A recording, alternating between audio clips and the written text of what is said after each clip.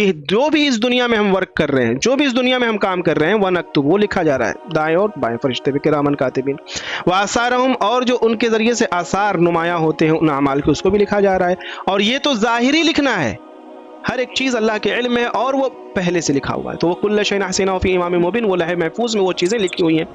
تو دو چیزیں ہوئی، ایک تو یہ کہ اس ظاہری دنیا میں لکھا جا رہا ہے، لیفٹ رائٹ والے فرشتے لکھ رہے ہیں، اور ایک کے لوح محفوظ میں سب چیزیں آلریڈی درج تھیں۔ اب یہاں پہ ایک دو چیزیں سوال آ رہا ہے، اس کو ہم لوگ تھوڑا سا پھر سے آگے بڑھ کے سمجھ لینے کی کوشش کرتے ہیں۔ اب دیکھیے یہاں پہ ایک چیز دیکھیے، یہاں پہ کیا ہے، وَنَكْتُبُ مَا قَدَّمُوا وَآثَارَهُمْ، اس کا مطلب کیا ہوا؟ اس کا مطلب یہ ہوا کہ ہم جو اس دنیا میں جو بھی اعمال کر رہے ہیں، جو بھی اعمال کر رہے ہیں، اچھے اعمال کر رہے ہیں یا پھر برے اعمال کر رہے ہیں، ہے نا، اچھے اعمال کر رہے ہیں یا برے اعمال کر رہے ہیں، تو اس دنیا کے ہمارے کیے ہوئے سارے اعمال آخرت میں ہمارے سامنے پیش کیے جائیں گے، پیش کیے جائیں گے۔ ارشاد کیا فرمایا دوسری آیت میں؟ ارشاد خداوندی ہے فَمَن يَعْمَلْ مِثْقَالَ ذَرَّةٍ خَيْرًا يَرَهُ وَمَن يَعْمَلْ مِثْقَالَ ذَرَّةٍ شَرًّا يَرَهُ، کہ جو کوئی اگر ذرہ برابر بھی کوئی نیک عمل کرا ہوگا اس کو دیکھ لے گا، اور دوسرا پہلو یہ بھی فرمایا کہ کوئی ذرہ برابر بھی گناہ کیا ہوگا، برا عمل کیا ہوگا، اس کو بھی وہ پا لے گا، اس کو دیکھ لے گا۔ اللہ کا یہ نظام ہے نا، وَنَكْتُبُ مَا قَدَّمُوا، اور اسی نظام پر اس دنیا میں بھلائی اور برائی کا وجود ہے، جس کے دل میں یہ احساس ہوا ہے، جس کا یہ یقین ہے کہ ہمیں مرنا ہے اور آخرت میں اللہ کے سامنے اپنے کیے ہوئے تمام اعمال کو پیش کرنا ہے، تو وہ کیا کرتا ہے؟ گناہ ہوتا ہے، پھر وہ توبہ کرتا ہے، اگر غلطی ہو گئی توبہ کرتا ہے، پھر آگے بڑھنے کی کوشش کرتا ہے، اپنی نیکیوں کو بڑھانے کی کوشش کرتا ہے، وہ جانتا ہے کہ آخرت میں اللہ کے یہاں ہمیں جواب دینا۔ اور جس قوم کے یہاں یہ تصور نہیں ہے، جس قوم کے یہاں آخرت کا کانسیپٹ ہے ہی نہیں، تو پھر کیا ہے، وہ اپنے من مرضی کی زندگی گزارتی ہے۔ آپ جا کر کے دیکھیں گے کسی بیچ پہ تو وہ بے حیائی جو بالکل وہ عام ہوگا وہاں پہ ہے، اپنے نفس کی زندگی، اپنے نفس کی زندگی۔ آپ چلے جائیے مغربی تہذیب یا مغربی جو ویسٹرن کنٹریز ہیں، مغربی کلچر جو ہے بہت، اس کے ہم لوگ کیا ہوتے ہیں، دل دادا ہیں، شوق سے کوئی کرتا ہے میرا بیٹا امریکہ میں ہے، میرا بیٹی امریکہ میں، میرا وہ وہاں ہے، انگلینڈ میں ہے، تو یہ جو مغربی تہذیب اگر کوئی وہاں چلا جاتا تو ہم بہت خوش ہو جاتے ہیں، اور وہاں دکھتا ہے کہ فیوچر ہمارا برائٹ ہو گیا۔ کبھی وہاں اندر گھس کے دیکھیے کیا ہے، اندر گھس کے دیکھیے کیا ہے، وہاں پر شادی نہیں ہے، وہاں پر شادی نام، شادی مطلب جو اہمیت ہے وہ نہیں، وہاں بس ایک شادی ایک ذریعہ ہے۔ عام سروے ہے کہ ایک عورت اپنے 8ویں بوائے فرینڈ سے شادی کرتی ہے، مغربی تہذیب کا سروے ہے، یہ باقاعدہ رپورٹ آئی ہے، مطلب یہ کوئی من گڑنت بات نہیں کر رہا ہوں۔ 8 لوگوں سے وہ بے حیائی کا کام کرنے کے بعد 8ویں سے شادی کرتی ہے، اس میں بھی اس کا ڈیورس ہو جاتا ہے نا، جس کے ساتھ اور جس طرح سے بے حیائی، مطلب یہ کہنے کا مطلب یہ کہ جب آخرت کا تصور دل سے نکل جاتا ہے تو پھر نفس ہی ہے سب کچھ، نفس ہی آپ کا خدا بن جاتا ہے۔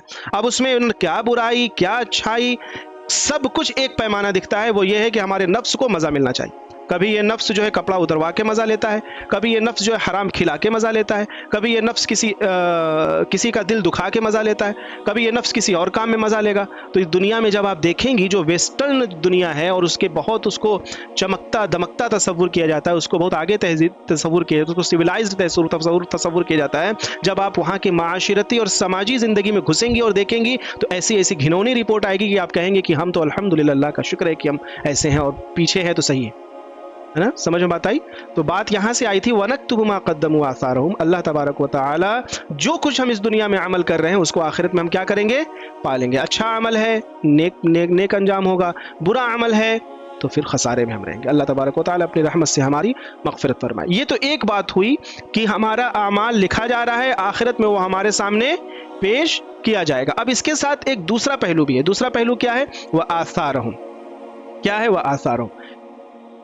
اعمال ہی صرف نہیں فائدہ مند ہوتا ہے نا، ایسا نہیں کہ ہم کوئی عمل کر رہے ہیں اور وہ عمل صرف اپنے ہونے تک فائدہ دے گا، نہیں، بعض اعمال ایسے ہوتے ہیں کہ وہ انسان اس عمل کو کر کے چلا جاتا ہے، چھوٹا سا عمل ہوتا ہے، بٹ اس کے جانے کے بعد بھی اس عمل کے ذریعے سے لوگوں کو فائدہ ہوتے رہتا ہے، گویا کہ اس کا ایک اکاؤنٹ کھلا ہوا رہتا ہے جس میں پیسہ جمع ہوتے رہتا ہے۔ انسان اس دنیا سے چلا گیا، مر گیا، اللہ کے یہاں چلا گیا، ہڈیاں سڑ گئیں، گل گئیں، ڈھونڈیے تو کچھ پتہ نہ چلے اس کا، لیکن کیا ہے، اس کے نام اعمال میں نیکیاں لکھی جاتی رہتی ہیں۔ یہ کیسے ہوتا ہے؟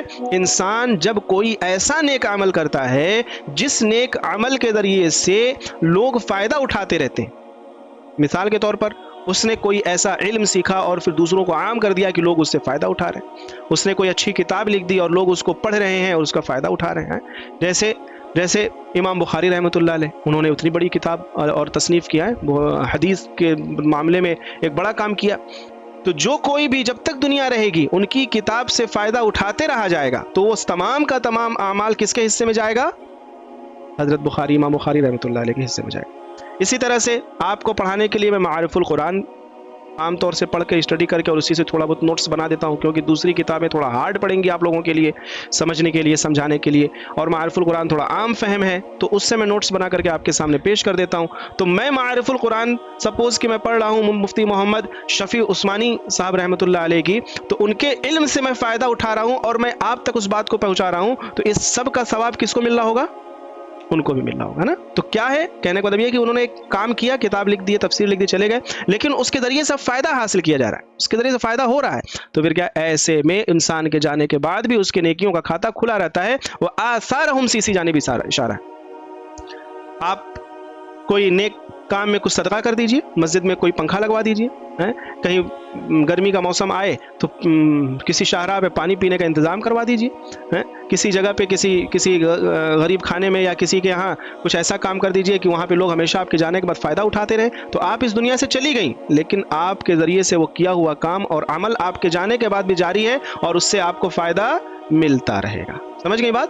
وہ ایک درخت کی طرح آپ نے بیج ایک چھپا دیا، زمین کا سینہ چیر کے اس کے اندر ایک بیج چھپا دیا، اور اب اس دنیا سے آپ چلی گئیں اور آپ کے جانے کے بعد وہ بیج نکلا، درخت پودے کی شکل میں نکلا، پھر اس کے بعد وہ درخت بنا، پھر اس سے پھل ہوا، اب اس کے سائے سے لوگ فائدہ اٹھا رہے ہیں، اس کے پھل سے چرند پرند کھا رہے ہیں، پی رہے ہیں. وہ سب کا سب فائدہ کس کو مل رہا ہے؟ اس کرنے والے کو بھی مل رہا ہے. یہ تو ایک طرف کی بات ہو گئی. اب اس کے دوسرے طرف کی بھی بات سن لیجئے. اب اگر اسی طرح کسی نے کوئی غلط گناہ والا کام کر دیا، بھائی نیکی اگر کوئی پائے گا تو برائی بھی تو پائے گا، برائی کا بھی تو صلہ بدلہ ملے گا. اب کسی نے کوئی غلط چیز رائج کر دی، کسی نے کوئی بے حیائی کا کام کر دیا، کسی نے کوئی برائی والا کام کر دیا، اب وہ گناہ یا وہ بری بات اس کے اس دنیا سے جانے کے بعد بھی لوگ اس پر عمل کرتے رہے، تو اب کیا ہے؟ اس کے ذریعے سے دکھایا ہوا وہ غلط راستہ جب تک لوگ اس پہ چلتے رہیں گے تو ان کرنے والوں کو تو اس کا بدلہ یا اس کا گناہ ملے گا ہی ملے گا، اس کی طرف رہنمائی کرنے والے کو بھی اس کا گناہ برابر ملتا رہے گا، ہے نا. لہذا یہ حدیث دیکھیے کیا کہہ رہی ہے. حضرت جریر بن عبداللہ بجلی رحمۃ رضی اللہ تعالیٰ عنہ سے روایت ہے کہ رسول اللہ صلی اللہ علیہ وسلم نے فرمایا، جس شخص نے کوئی اچھا طریقہ جاری کیا تو اس کو اس کا بھی ثواب ملے گا، اور جتنی آدمی اس طریقے پر عمل کریں گے ان کا بھی ثواب اس کو ملے گا، بغیر اس کے کہ ان عمل کرنے والوں کے ثواب میں کوئی کمی آئے. کمی نہیں کی جائے گی، جتنا ان کو ملے گا اتنا اس کو بھی ملے گا. اور جس نے کوئی برا طریقہ جاری کیا اور اس کو اس کا گناہ ہوگا، اور جتنے آدمی جب تک اس برے طریقے پر عمل کرتے رہیں گے ان کا گناہ بھی ان کو ہوتا رہے گا، بغیر اس کے کہ عمل کرنے والوں کے گناہ میں کوئی کمی کری جائے.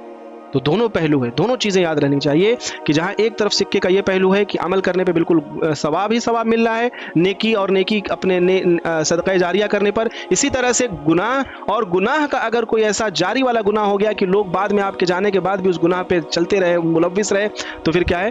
گناہ میں بھی آپ برابر کے شریک ہوں گے. اللہ تبارک و تعالی ہم سب کی حفاظت فرمائے. اب اس کے تعلق سے ایک چیز اور دیکھیے، آثار کا ایک معنی عربی میں کیا آتے ہیں؟ فٹ پرنٹ کے آتے ہیں. کیا آتے ہیں؟ نشان قدم، ہے نا. جو ہم چلتے ہیں ہمارے پیر کی چاپ پڑتی ہے، تو جو چاپ پڑتی ہے اس کو کیا کہتے ہیں؟ فٹ پرنٹ کہتے ہیں. آثار اس کو عربی میں کہتے ہیں.